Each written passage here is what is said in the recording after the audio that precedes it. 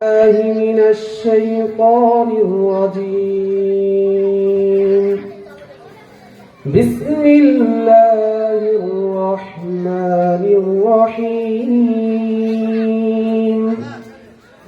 يوم لا ينفع مال ولا بنون إلا من أتى الله بقلب سليم عن أبي هريرة رضي الله تعالى عنه قال قال رسول الله صلى الله عليه وسلم إن الله تعالى لا ينظر إلى أجسامكم ولا إلى صوركم ولكن ينظر إلى قلبكم وأعمالكم. وقال النبي صلى الله عليه وسلم ألا إن في الجسد مضغة إذا صلحت صلح الجسد كله وإذا فسدت فسدت الجسد كله ألا وهي القلب أو كما قال عليه الصلاة والسلام. قال الله تعالى في شان حبيبه يا أيها الذين آمنوا صلوا عليه وسلموا تسليما. اللهم صل على محمد النبي الأمي وعلى آله وسلم تسليما. أما بعد দারুল উলুম কারিমিয়া নুরানি ও কওমি মাদ্রাসা ও যুব সমাজের উদ্যোগে 2 দিন ব্যাপী আয়োজিত তাফসীরুল কুরআন মাহফিলের দ্বিতীয় দিনের দ্বিতীয় অধিবেশনে মঞ্চে উপস্থিত সম্মানিত উলামায়ে কেরাম ও ময়দানে উপস্থিত দ্বীন দরদি ইসলাম প্রিয় এবং পর্দার আড়ালে অবস্থানরত আমার দ্বীনী মা ও বোনেরা, সেই রব্বুল ইজ্জাতের দরবারে অসংখ্য অগণিত শুকরিয়া জ্ঞাপন করছি, যিনি আমাকে আপনাকে আমাদের মতো আপনাদের মতো অনেক মানুষ এই সময় পৃথিবীতে চলে গিয়েছে। পরিসংখ্যানে এসেছে প্রতি সেকেন্ডে 5 জন করে মানুষ পৃথিবীতে বিদায় নেয়। তাহলে প্রতি ঘন্টায় কত, প্রতিদিন কত? আল্লাহ আমাদেরকে মৃত্যু না দিয়ে আরো কিছু নেকি কামাইয়ের জন্য, নিজের পাপকে মোছনের জন্য, হৃদয়কে পুনরুজ্জীবিত করার জন্য, এই যে সুন্দর একটি মাজমাতে আসার জন্য, বসার জন্য তৌফিক দিয়েছেন। এই জন্য আমরা একবার অন্তরস্থল থেকে শুকরিয়া আদায় করি আলহামদুলিল্লাহ। ভাই, প্রতিটা জিনিসের একটা মৌসুম আছে কি নাই? শীত মৌসুম আছে কি নাই? গরমের মৌসুম আছে কি নাই? বর্ষার মৌসুম আছে কি নাই? মৌসুম অনুযায়ী ঋতু পরিবর্তন হওয়া এটা ভালো লক্ষণ না খারাপ লক্ষণ? ধরেন বর্ষার দিনে যদি বর্ষা না হয়ে শীত হয়, তাহলে এটা ভালো লক্ষণ না খারাপ লক্ষণ? মৌসুম অনুযায়ী সবকিছু হয়, এটা হচ্ছে ভালো লক্ষণ। তো ঈমান বৃদ্ধিরও একটা মৌসুম আছে। পৃথিবীর যেমন ব্যবসায়ীদের জন্য একটা ব্যবসার মৌসুম রয়েছে, ঈদ কিংবা পূজা বা উৎসব আসলে যেমন ব্যবসায়ীরা বেশি লাভবান হয়, বেচা কিনা বেশি হয়, কৃষি যারা জমিন চাষ করেন, যখন ফলনের এক এক সময় আসে, এক এক ফলনের সেই ফলন ফসল করলে লাভ হয় কি হয় না? আমাদের দেশেও ঈমান বৃদ্ধি করার জন্য, ঈমানকে বাড়ার জন্য একটা মৌসুম আছে।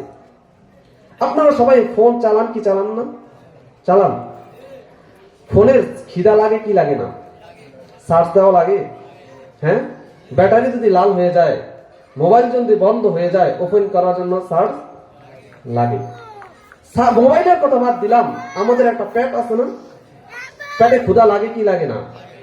তো ক্ষুধা লাগলে খাবার গ্রহণ করতে হয় কি হয় না? কেউ যদি দীর্ঘদিন অনাহারে থাকে, খাবার না খায়, তাহলে সে বেঁচে থাকা তার জন্য সম্ভব কি সম্ভব না? নাকি মৃত্যুর দুয়ারে আজরাইলের সাথে দেখা করতে হবে?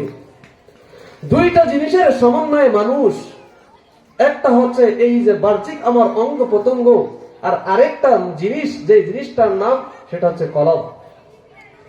দুইটা জিনিসের সমন্বয় যখন হবে না, তখন কেউ কাকে মানুষ বলবে না।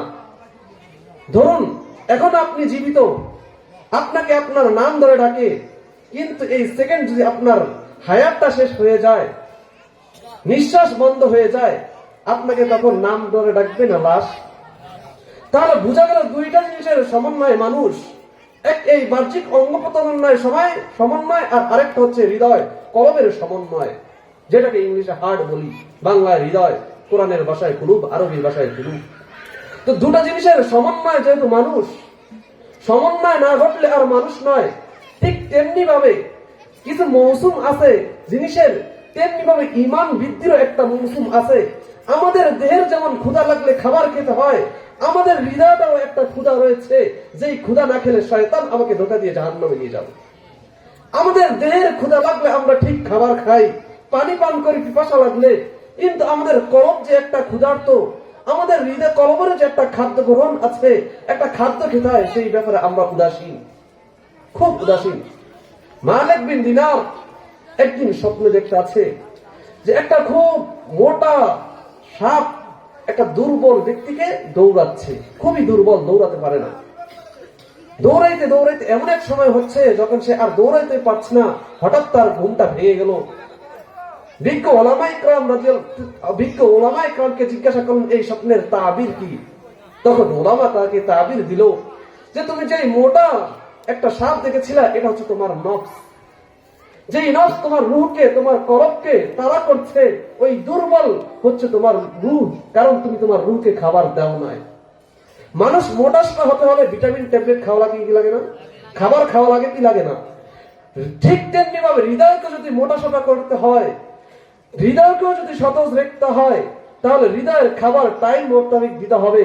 যেমন সকালের টাইমে সকালের খাবার খেতে হয়, দুপুরের টাইমে দুপুরের খাবার খেতে হয়, রাতের টাইমে রাতের খাবার খেতে হয়, ঠিক তেমনি ফজরের ওয়াক্তে ফজরের নামাজ পড়ে হৃদয়ের খাবার দিতে হবে, জোহরের ওয়াক্তে জোহরের নামাজ পড়ে হৃদয়ের খাবার দিতে হবে, আসরের ওয়াক্তে আসরের সালাত আদায় করে হৃদয়ের খাবার দিতে হবে, মাগরিবের ওয়াক্তে মাগরিবের নামাজ পড়ে হৃদয়ের খাবার দিতে হবে, এবং এশার নামাজের সময় এশা এবং কি বলেন ওয়াজিব কি ভিতির, কি ভিতির, এইগুলো পরেও রূহকে খাবার দিতে হবে।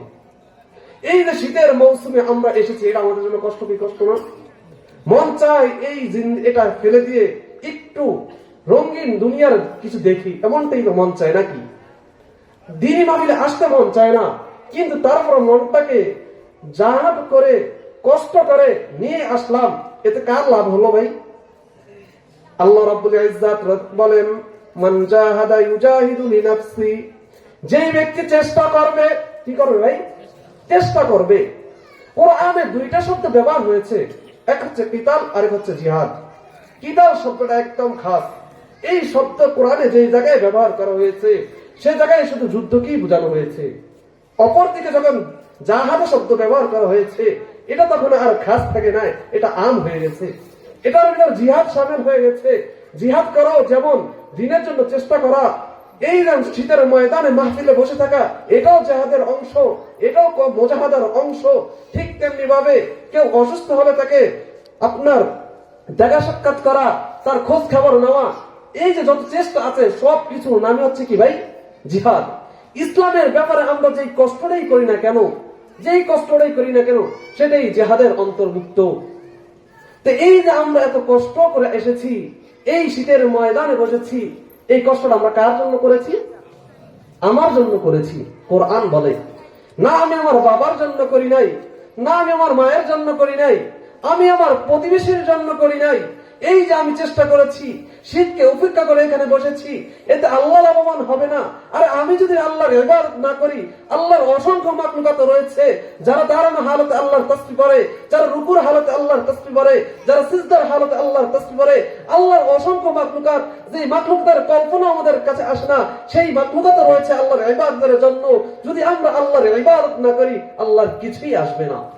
এই যে আমরা চেষ্টা করি, কার জন্য হয় চেষ্টাটা? নিজের জন্য। এটা ভাববেন না যে আমি অনেক দিনের পথে চলতেছি, এতে বুঝি কি হয়?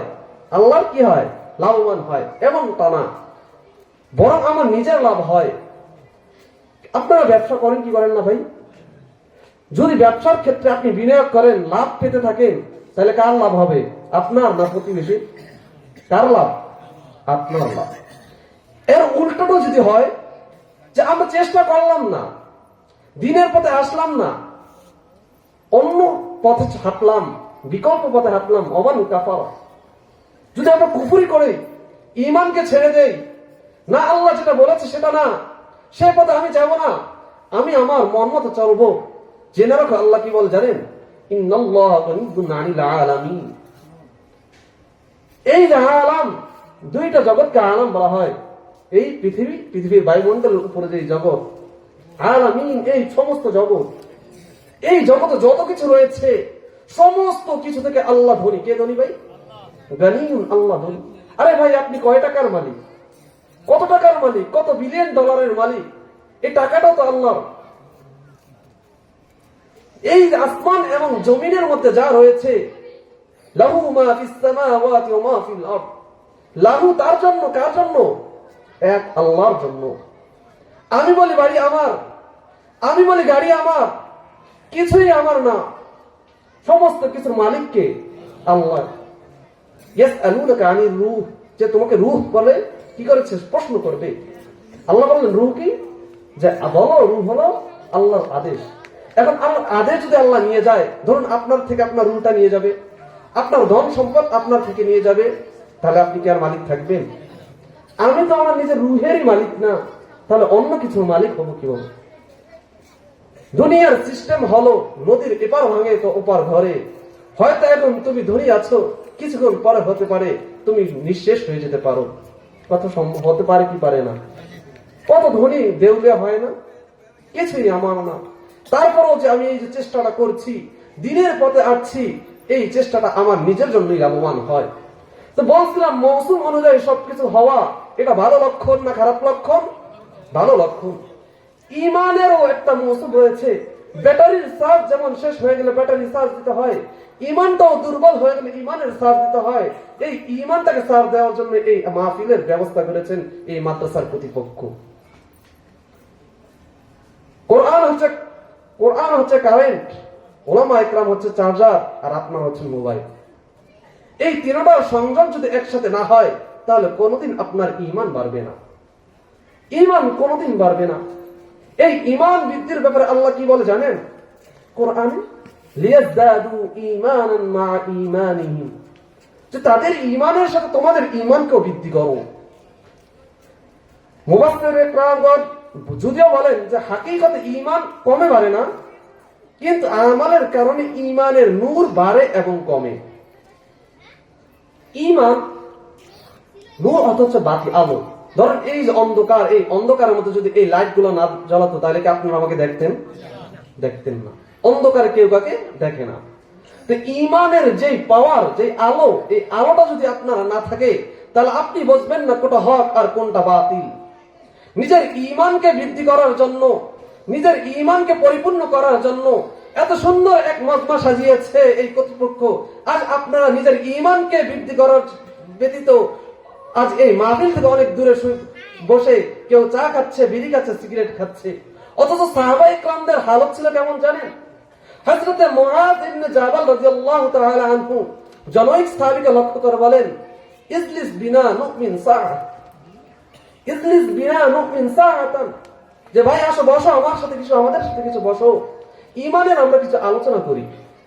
সাহাবায়ে কেরাম একে অপরকে ডাকতেন ঈমানের আলোচনা করার জন্য। কি হয় ঈমানের আলোচনা করলে? জিকিরের শব্দটা আম ভাই, জিকির শব্দটা কি?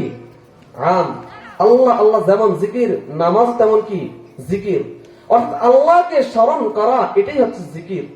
তা আল্লাহ বলছে যে ঈমানের আলোচনা করলে কি হয়? এক নম্বর ফায়দা হলো আলা বিযিকরিল্লাহি তাতমাইন্নাল কুলুব। এই যে আল্লাহর স্মরণ করলে, উঠতে বসতে আল্লাহকে স্মরণ করলে, আল্লাহর হুকুম মোতাবেক চললে, এক নম্বর তোমার কি ফায়দা হবে জানো? তোমার এক নম্বরে তাতমাইন্নাল কুলুব, হৃদয়টা প্রশান্তিত হবে। আমাদের দেশে অনেক বড় লোক আছে, তার কোটি কোটি টাকা, কিন্তু হৃদয়ে শান্তি নাই। আছে কি নাই? ঘুম নাই, কিছু নাই, অথচ সে অনেক অর্থের মালিক। আবার এমনও কিছু বড় লোক আছে যাদের অনেক টাকা, কিন্তু তাদের হৃদয়ে শান্তিও রয়েছে, টাকাও আছে, শান্তিও রয়েছে। আবার এক শ্রেণীর মানুষ এমন, টাকা আছে, শান্তি নাই। গরিবের ক্ষেত্রেও এমন যে কিছু মানুষ খুব গরিব, খেতে পারে না, তাও তার মনে শান্তি নাই। আবার কিছু গরিব আছে খেতে পারে না, ঠিক আছে, কিন্তু আল্লাহ তার মনের মধ্যে শান্তি দিয়েছেন। শান্তি বিষয়টা হলো যে আল্লাহর স্মরণ করলে, আল্লাহর জিকির করলে, চাই এক মসজিদের এক কোনায় বসে আল্লাহ আল্লাহ জিকির করো, চাই বাজারে ব্যবসা বাণিজ্য আল্লাহ আল্লাহ রসুলের তরিকা মতো করো, রমজান আসলে রমজানের রোজাগুলো রাখো, আল্লাহ যে বিধান তোমার উপরে দিয়েছে সেই বিধানগুলোকে যথার্থ পালন করো। যেভাবেই আল্লাহকে স্মরণ করো না কেন, তোমার কলব কি হবে ভাই? এক নম্বরে প্রশান্তময় হবে। তো এই যে শান্তি, আমরা টাকার পিছে কেন ছুটি, অর্থের পিছে কেন ছুটি, মাথার গান কেন পায়ে ফেলাই? একমাত্র শান্তির জন্য কি শান্তির জন্য না? শান্তির জন্য কি শান্তির জন্য না? শান্তির জন্য। তা আমাদের মনে যদি শান্তি আনতে হয় তাহলে কোন দিকে যেতে হবে বলেন না?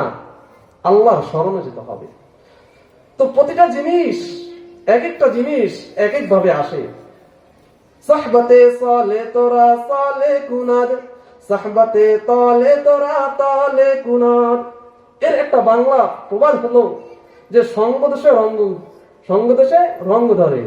অর্থাৎ আপনি যেই যার সাথে মিশবেন তার একটা গুণ আপনার মধ্যে আসবে। ইমানদারের মজলিসে আসলে নিজের ঈমান বৃদ্ধি হয়। নিজের কি হয় ভাই? ঈমান বৃদ্ধি হয়। আমরা এই দিনের জন্য কতটুকু চেষ্টা করি, কতটুকু মুজাহাদা করি, অথচ সাহাবায়ে কেরামের জীবনের দিকে তাকান, হযরত বেলাল রাদিয়াল্লাহু তাআলা আনহুর দিকে তাকান। তিনি ছিলেন ইথিওপিয়া রাষ্ট্রের, সেখানের মানুষের না আছে সৌন্দর্য, না আছে চেহারার গঠন, কিছুই নাই, খুব বিশ্রী সুরতের মানুষ ইথিওপিয়ার মানুষ। কিন্তু হযরত বেলাল এই ইসলামের জন্য, দিনের জন্য কতটা কষ্ট করেছেন। সাফা পাহাড় যখন উঠে রাসূলুল্লাহ সাল্লাল্লাহু আলাইহি ওয়াসাল্লাম ঘোষণা করলেন যে আজ কোন আরব অনারবের উপর, কোন শ্বেতাঙ্গ কৃষ্ণাঙ্গের উপর, অর্থাৎ সাদা চামড়া ওরা কালো চামড়া ওরার উপর কোন মর্যাদা নাই একমাত্র তাকওয়া ছাড়া। যখন রাসূল এই ভাষণটা দিলেন তখন হযরত বেলাল রাদিয়াল্লাহু তাআলা আনহুর গায়ে খুব স্পর্শ করলো, হৃদয় স্পর্শ করলো। কারণ তিনি ছিলেন একে তো কালো, দ্বিতীয়ত ছিল গোলাম। এই জন্য আরবের চোখে তিনি হীনমান্য নজরে থাকতেন, তাকে মানুষ মূল্যায়ন করত না।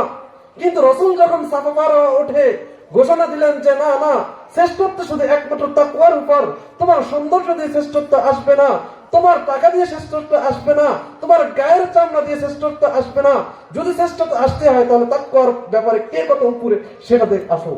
যখন এই ঘোষণা রাসূল দিলেন, হযরত বেলাল বললেন যে এমন মানুষ যেখানে আমাকে অবজ্ঞা করে, যেখানে আমাকে তিরস্কার করে, আর সেখানে এমন এক ধর্ম আসলো যে আমার এবং অন্য টাকা পয়সা যার আছে সবার মধ্যে সমান, এই ঘোষণা যখন ছিল তখন তিনি ইসলাম কবুল করার জন্য বেকুল হয়ে পড়লেন।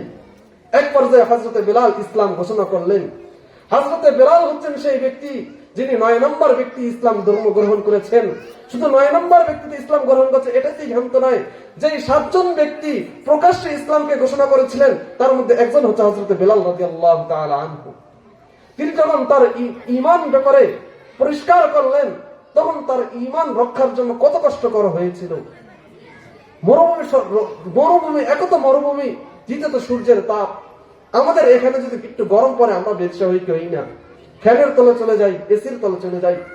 অথচ একত আরবের মরুভূমির এক বালুর গরম, আরেক হচ্ছে সূর্যের তাপ। ঈমান আনলি কেন বেলাল তুই? এই জন্য উমাইয়া এই জন্য তাকে শুয়াইয়ে তার উপর পাথর চাপা দিয়ে রাখতো, বালুর উপর শুয়ে। বেলাল এভাবে কষ্ট করছে কি করে না? আমরা কি এভাবে করি? হযরত বেলালকে শুধু উত্তপ্ত বালুর মধ্যে শুয়ে রাখতো, এই বিষয়টা এমনও না। এমনকি তাকে কখনো কখনো ঈমান ছাড়ার জন্য জ্বলন্ত আংরা তার পিঠের উপর রেখে দেওয়া হতো। কত কষ্ট করেছেন বেলাল। এই যে বেলাল এত কষ্ট করেছেন, কার জন্য করেছেন? মান জাহাদা ইউজাহিদু বিনাফসি, যে যতই কষ্ট করুক না কেন সব নিজের জন্য। পক্ষান্তর কেউ যদি কষ্ট না করে, যেমন কারুনকে আল্লাহ ধন সম্পদ দিয়েছেন, ক্ষমতা দিয়েছেন, ফেরাউনকে ক্ষমতা দিয়েছেন, কিন্তু সে জাহাদ করলো না, দুনিয়ার মায়া ছাড়তে পারলো না, তার ক্ষমতা চলে যাবে এটা বরদাস্ত করতে পারলো না, সে কুফরি করলো। এতে কার ক্ষতি হলো? নিজের ক্ষতি হলো। তো চেষ্টা করলো আমার উপকার, আমার ক্ষতি করলো, ক্ষতিকার আমার। তো এই যে আমরা যে চেষ্টা করেছি, এর প্রতিদান আমাদেরকে আমরা পাবো কি পাবো না? পাবো। প্রতিদান পাওয়ার জন্য একটা শর্ত কি জানেন? কোরআন স্পষ্ট একটা শর্ত দিয়েছে যে যত বড়ই নেক আমল করো না কেন, একটা জিনিস যদি তোমার মধ্যে না থাকে তাহলে তোমার কোনো প্রতিদান তুমি পাবা না। তোমার কষ্টের কারণে তুমি যে কষ্ট করেছো, রোজা রেখেছো, নামাজ পড়েছো, কিন্তু একটা জিনিস তোমার না থাকে, ঈমান নামক জিনিসটা যদি তোমার না থাকে, তাহলে কি হবে না ভাই? কোন প্রতিদানই পাবে না। আমরা দান করি কি করি না? হ্যাঁ, মাহফিলের লিগে যদি কালেকশন চাই দেই কি দেই না? মসজিদের জন্য চাইলে দেই। খ্রিস্টানরা হাজার হাজার বিলিয়ন দান করে। বিশেষ করে যখন করোনা এসেছিল, বিল গেটস অনেক ধনী বিলিয়ন মিলিয়ন ডলার দিয়েছে টিকার আবিষ্কারের জন্য, মানুষকে টিকা দেওয়ার জন্য। তো সে ভালো কাজ করছে কি করে না? অনেক অমুসলিম রাস্তা করে দেয় কি করে দেয় না? করে দেয়, অনেক ভালো কাজ করে, কিন্তু আখিরাতে এর কোনো প্রতিদান পাবে না। কেন পাবে না? কারণ তার মধ্যে ঈমানের পাওয়ারটা নাই। তো ভালো কাজ দ্বারা যদি প্রতিদান পাওয়ার আশা থাকে, তাহলে এক নম্বর আমার মধ্যে যে জিনিসটা আনতে হবে সেটা হলো কি ভাই? ঈমান। তো ঈমান কাকে বলে? ঈমান কাকে বলে? 7টা জিনিস বিশ্বাস করার নাম হচ্ছে ঈমান। তার মধ্যে একটা হচ্ছে কি? আন তুমিনু বিল্লাহি ওয়া মালাইকাতিহি ওয়া কুতুবিহি ওয়া রুসুলিহি। 3 নম্বর যে বিষয়টা সেটা হচ্ছে রাসূলের প্রতি ঈমান আনা। ভাই, মূল্যবান জিনিস যখন ঘরে থাকে তখন চোর আনাগোনা দেয় কি দেয় না? চুরির জন্য। ডাকাত আনাগোনা দেয় কি দেয় না? চুরির জন্য। তো ঈমান মূল্যবান জিনিস কি জিনিস না? তো শয়তান হানা দিচ্ছে আপনার ঈমানকে চুরি করার জন্য, যেন আপনাকে চিরস্থায়ী জাহান্নামে নিতে পারে। এই জন্য আপনার ঈমানকে চুরি করার জন্য তারা এক এক সময় এক এক পন্থা অবলম্বন করে, এক এক সময় এক এক শয়তান এক এক ব্যক্তিকে ব্যবহার করে মুসলমানদের ঈমানকে হরণ করার জন্য। কাদিয়ানী নামক এক শয়তানের জন্ম দিয়েছে শয়তান। কাদিয়ানী নামক এক শয়তান মানুষের ঈমানকে চুরি করে। দামি ঈমানটাকে কিভাবে চুরি করে কাদিয়ানী? এই যে 3 নম্বর যে বিষয়ের উপর ঈমান আনতে হয়, যে রাসূলের উপর ঈমান, এই রাসূলের ব্যাপারে কোরআন কি বলে? মা কানা মুহাম্মাদুন আবা আহাদিন মির রিজালিকুম ওয়ালাকিন রাসূলুল্লাহ ওয়া খাতামান নবিয়্যিন। কোরআন স্পষ্ট ঘোষণা দিয়েছে যে আল্লাহ রাসূল হযরত মুহাম্মদ সাল্লাল্লাহু আলাইহি ওয়াসাল্লাম হলেন শেষ রাসূল। কি রাসূল ভাই? শেষ রাসূল। আর এই রাসূলের পর কোন রাসূল আসবে না। হযরত আদম আলাইহিস সালাম থেকে নিয়ে হযরত জনাবে রাসূলুল্লাহ সাল্লাল্লাহু আলাইহি ওয়াসাল্লাম পর্যন্ত লাখ লাখ রাসূল এসেছে, কিন্তু আল্লাহ এই রাসূলের দরজাটাকে রাসূলুল্লাহ সাল্লাল্লাহু আলাইহি ওয়াসাল্লামের মাধ্যমে বন্ধ করে দিয়েছেন। এই জন্য রাসূলুল্লাহ সাল্লাল্লাহু আলাইহি ওয়াসাল্লাম বলেন, লাউ কানা বা'দি নবী লাকানা উমর। যদি আমার পরে কেউ নবী হতো তাহলে সেই ব্যক্তিটা উপযুক্ত ছিল ওমর। এবারকার বলুন মুসলমান ভাইরা রে আমার, হযরত ওমর রাদিয়াল্লাহু তাআলা আনহু নবী ছিলেন কি ছিলেন না? না সাহাবী ছিলেন? বলেন কি ছিলেন? রাসূলের পরে কোন নবী নেই, এটা রাসূলও ভাষণ দিয়েছেন, আনা খাতামুন নাবিয়্যিন লা নাবিয়্যা বা'দি, যে আমি শেষ রাসূল, আমার পরে আর কোন রাসূল আসবে না। রাসূল এতটুকু বলে ক্ষান্ত হন নাই মুসলমান ভাইরা রে আমার। আল্লাহ রাসূল জানিয়ে দিয়েছেন যে কিয়ামতের পূর্বে এক এক হাদিস এক এক বর্ণনা সংখ্যার ক্ষেত্রে কোনটায় 29, 30 এক এক বর্ণনা, কিন্তু মূল কথা হলো এটা যে কিয়ামতের পূর্বে মিথ্যা নবুয়ত দাবিদার বের হবে। আল্লাহ রাসূল বলেন যে ওই সময় পর্যন্ত কিয়ামত হবে না যখন না মিথ্যা নবুয়ত দাবিদার বের হবে। কিয়ামত হবে, এটা আমাদের ইয়াকিন আছে কি নাই? তো কিয়ামত যদি হয়, কিয়ামতের আল্লাহ রাসূল যে আলামত বলেছেন সেই আলামত কি হবে কি হবে না? তার মধ্যে একটা আলামত হলো মিথ্যা নবুয়ত দাবিদার, নিজেকে নবী দাবি করবে।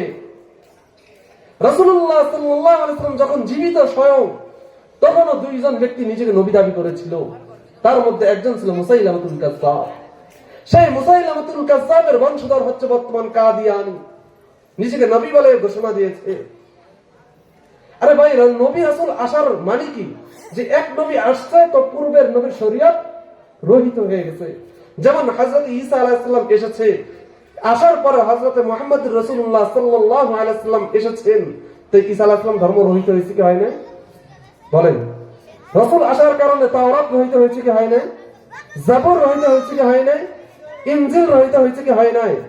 তো যদি কাদিয়ানীকে আপনার নবী মানতে হয় তাহলে কোরআনকে রহিত করতে হবে, কারণ সে যদি নবী হয় তার উপর আবার নতুন শরীয়ত। সে নিজেকে রাসূল দাবি করে, রাসূলের উপর কি? রাসূলের জন্য নতুন শরীয়ত শর্ত, নবীর জন্য নতুন শরীয়ত না। রাসূল হলে নতুন শরীয়ত লাগে। তাহলে যে কাদিয়ানীকে বিশ্বাস করলো, সে বিশ্বাস করলো যে কোরআন এখন আর কানাই, নতুন আরেকটা ঐশী গ্রন্থ এসেছে। এ হলো কাদিয়ানী বিশ্বাস। যে কাদিয়ানীকে মুসলমান মানলেন না, যে আপনি কোরআনকে অস্বীকার করলেন, কারণ রাসূল আসলেই তো তার জন্য নতুন শরীয়ত। অর্থাৎ কাদিয়ানী মুসলমান মানে মুহাম্মদ রাসূলুল্লাহ সাল্লাল্লাহু আলাইহি ওয়াসাল্লাম শরীয়ত আজ থেকে বন্ধ। কিন্তু বাস্তব কথা কি এটা? না কিয়ামত পর্যন্ত রাসূলুল্লাহ সাল্লাল্লাহু আলাইহি ওয়াসাল্লামের শরীয়ত থাকবে। হযরত ঈসা আলাইহিস সালাম, যাকে আল্লাহ জীবিত আসমানে উঠিয়ে নিয়েছেন, কিয়ামতের পূর্বে তিনি আসবেন, কিন্তু ভাই নবী হিসেবে আসবেন না, উম্মত হিসেবে আসবেন। একজন নবী হওয়া সত্ত্বেও পৃথিবীতে আবার আসবেন, তারপর নবীর পাওয়ারে আসতে পারবেন না, উম্মতে মুহাম্মদের পাওয়ারে আসবেন। সেক্ষেত্রে কাদিয়ানী কিভাবে নবী হতে পারে? সেভাবে কাদিয়ানী কিভাবে নবী হতে পারে? হযরত ঈসা তো সেই নবী যে আসমানের 4টা কিতাব, বড় বড় 4টা কিতাবের মধ্যে একটা কিতাব ছিল ইনজিল, যে কিতাবটা হযরত ঈসার উপর অবতীর্ণ হয়েছে। এত জবরদস্ত নবী, এত আলা মাকামের নবী, তিনিও কিয়ামতের পূর্বে আসবেন উম্মত হয়ে। তাহলে কাদিয়ানী তুমি কে? কাদিয়ানী তুমি কে? আমাদের ঈমানটাকে এভাবে চুরি করে নিয়ে যাচ্ছে, হরণ করে নিয়ে যাচ্ছে।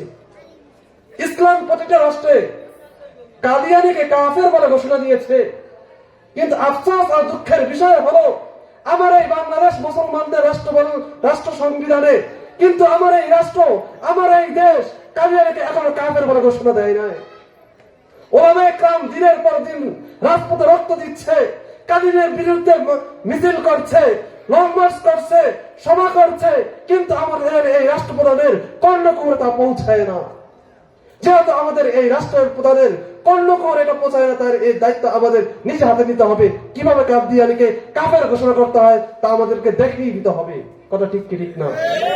এই জন্য আগামীকাল সোহরাওয়ার্দী উদ্যানে খতমে নবুয়ত নামে একটা সম্মেলন হচ্ছে, যেখানে দাবি আমাদের এটা যে কাদিয়ানী থাকবে, খ্রিস্টান এই দেশে আছে থাকুক, সমস্যা আমাদের নাই, ইহুদি এই দেশে আছে থাকুক, সমস্যা আমাদের নাই, হিন্দুরা আছে এই দেশে থাকুক, সমস্যা আমাদের নাই, কাদিয়ানীরাও এই দেশে থাকুক, আমাদের সমস্যা নাই। আমাদের সমস্যা একটাই, কাদিয়ানীরা যদি এই দেশে থাকতে হয় তাহলে তাদেরকে কাফের বলে থাকতে হবে। এইটা বলে থাকতে পারবে না যে আমরা মুসলমান, এই বলে থাকতে পারবে না। ইসলামী সরকারের উপর দায়িত্ব ছিল যে কাদিয়ানীকে অমুসলিম ঘোষণা করা। আরে ভাই, কাদিয়ানী শুধু কাফেরও না, ওরা জিন্দিক। যারা কাফের, শরীয়তের পক্ষ থেকে রাষ্ট্রনায়কের উপর তার নিরাপত্তা দেওয়া বৈধ থাকে। হিন্দু এই দেশের নাগরিক কি নাগরিক না? রাষ্ট্র সরকারের উপর ফরজ হলো তাদের নিরাপত্তা বৈধ করা। খ্রিস্টান কাফের কি কাফের না? কিন্তু তারা যে ট্যাক্সে যখন থাকে তখন ইসলামী রাষ্ট্রের উপর তাদের নিরাপত্তা দেওয়া বৈধ হয়ে যায়। কিন্তু কাফের এমন এক জাতি, কাফের কিন্তু কাদিয়ানী এমন এক জাতি, তাদেরকে যদি কেউ হত্যা করে তাদের জামিনে নিয়ে যায়, ইসলামী রাষ্ট্র সরকার ওই ব্যক্তির উপর এই দায় চাপাতে পারবে না তুমি কাকে, কেন তাকে হত্যা করেছো। কাদিয়ানী হচ্ছে সেই পর্যায়ের কাফের। মুসলমান সরকার আপনাকে ধরতে পারবে না।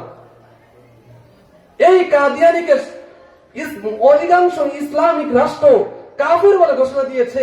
অথচ আমরা আমাকে ঈমান বলি, আরে ভাই কোরআনের কিছু অংশ মানবো আর কিছু অংশ মানবো না, তাহলে আমরা ঈমানদার হতে পারবো কি পারবো না? যদি ঈমানদার হতে হয় তাহলে কোরআনের পূর্ণাঙ্গটাই মেনে নিতে হবে। তাহলে যাতে আমি ঈমানদার নিজেকে দাবি করছি, তাহলে আমাকে এটা বলতে হবে কাদিয়ানী কাফের। ঈমান বলতে শুধু এটুকু নয় যে নামাজ পড়া। ঈমান কাকে বলে? যে আল্লাহ যে হুকুম শরিয়ত আমার উপর অর্পণ করেছেন, আল্লাহ আমাকে যে শরিয়ত দিয়েছেন, ওই শরিয়ত মানার নামই হচ্ছে ঈমান। আমি ব্যবসা করলে ব্যবসার দিকে শরিয়ত মোতাবেক ব্যবসা করতে হবে, কাউকে ঠকিয়ে ব্যবসা করতে পারবো না, লেনদেন কখনো বৈধ করতে পারবো না।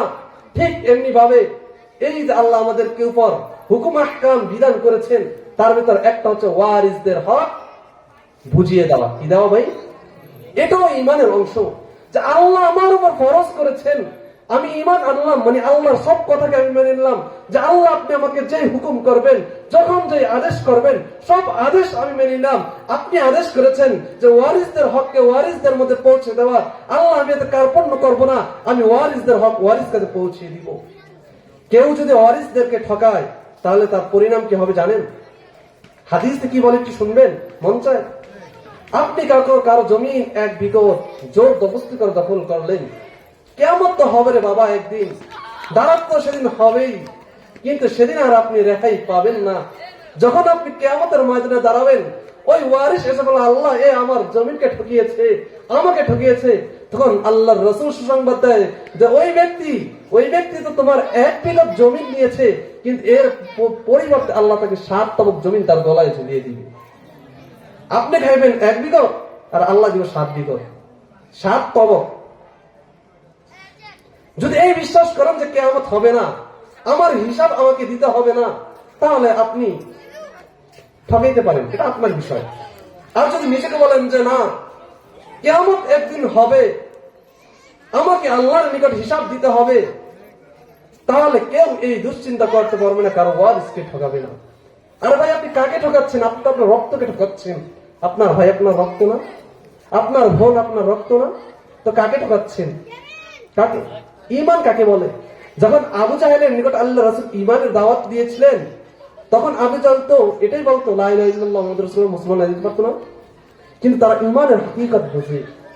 মক্কার কাফেররা বলেছিল যে ঈমান মানে শুধু লা ইলাহা ইল্লাল্লাহ বলে ঈমান নয়, ঈমান মানে হচ্ছে আল্লাহ আমাকে যে শরীয়ত দিয়েছেন, ওই শরীয়তকে কামাহুক মানা, চাই এটা আমার ভালো লাগুক আর না লাগুক, চাই তা আমার মর্জির হোক অথবা না হোক, আমাকে আল্লাহ যেই আদেশ দিয়েছেন, যখন যেই আদেশ দিয়েছেন, রমজান আসলে রমজানের রোজা যেমন রাখতে হবে, আযান হলে যেমন মসজিদে যেতে হবে, যাকাত ফরজ হলে যেমন যাকাত দিতে হবে, হজ ফরজ হলে যেমন হজ করতে হবে, ঠিক তেমনি ভাবে প্রতিবেশীদের হক প্রতিবেশীকে দিতে হবে, নিজের ওয়ারিসদের হক নিজের ওয়ারিসকে দিতে হবে।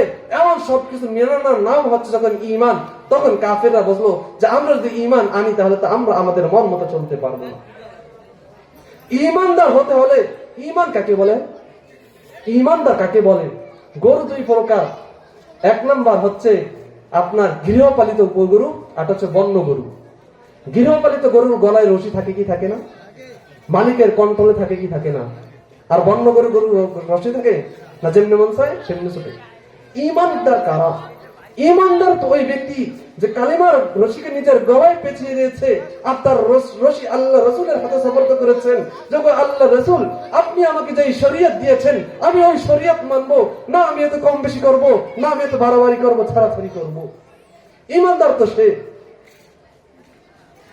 মুশকিলুল আথার নামে একটা হাদিসের কিতাব আছে, সেখানে আল্লাহ রাসূল বলেন যে কিয়ামতের ময়দানে, কিয়ামতের আগে এমন একটা সময় আসবে যখন মুসল্লিরা নামাজের জন্য মসজিদে একত্রিত হবে, ইমামের পিছে দাঁড়িয়ে নামাজ পড়বে, কিন্তু তাদের মধ্যে কেউ একজন মুমিন থাকবে না, সবাই থাকবে মুনাফিক। নামাজ পড়ছে ঠিক, কিন্তু মুনাফিক। কেন মুনাফিক? কারণ শরীয়তের অর্ধেক আমরা মানি, অর্ধেক মানি না। তো ঈমানদার হতে হলে নিজেকে পরিপূর্ণ ঈমানদার হতে হবে। উদখুলু ফিস ইলমি কাফা, তোমরা পরিপূর্ণভাবে ঈমানের মধ্যে প্রবেশ করো, ইসলামের মধ্যে প্রবেশ করো। অর্ধেক মানবা আর অর্ধেক মানবো না, এটা তো হতে পারে না। এটা তো ঈমানদারের বৈশিষ্ট্য না। ভাই নিজেকে নিজে ঈমানদার দাবি করেন যে, জান্নাত পাওয়ার আশায় রাখেন যে, তাহলে আজ থেকে পণ করেন, ওয়াদা করেন যে আর কোনোদিন আমি আমার ওয়ারিসদেরকে ঠকাবো না। ঠকাবো? কোনোদিন ওয়ারিসকে ঠকাবো না। আজকে খাইবো ওয়ারিসকে ঠকাইয়ে, কাল হাসরের ময়দানে তো আমাকে দিতে হবে। আল্লাহ তাআলা নিজের হককে চাইলে মাফ করে দিবেন, কিন্তু বান্দার হককে মাফ করবেন না, যতক্ষণ না পর্যন্ত বান্দা তা মাফ করে। আর হাসরের ময়দানটা কেমন হবে জানেন? 1/2 ইঞ্চি নেকের জন্য, 1 ইঞ্চি নেকের জন্য ছেলে বাপের পিছে ছুটবে, মার পিছে ছুটবে, কিন্তু কেউ নেক দিবে না। এমন সময় আপনি কেমনে ভাবলেন যে আপনি মাফ করে দিব? কেমনে ভাবলেন? আর মাথার এক হাতে তো সূর্যের তাপ, জমিনটা তো তামার হবে, গরম, অবস্থা তো খুব বিভৎস হবে। তা আপনি কিভাবে ভাবলেন যে সে সময় আপনাকে মাফ করে দিবে, ছেড়ে দিবে? হ্যাঁ, এটা কি দুনিয়া যে এসি বাতাসে খাইছি একটু কষ্ট লাগছে ভুলে গেলাম? সেখানকার অবস্থাটাই হবে তো ভয়াবহ। যেখানে নেক ছাড়া কোনো কাজ আসবে না, তখন সবাই চাইবে আয় আমার একটু নেক থাক, আমার একটু নেক থাক। তখন নেক পাওয়ার জন্য আপনাকে কি ছাড় দিবে? কারণ সেটা জানো আপনাকে ছাড় না দিলে আমি নেক পাম। তুমি আমার জমিন খেয়েছো, এবার তোমার নেক আমাকে দাও।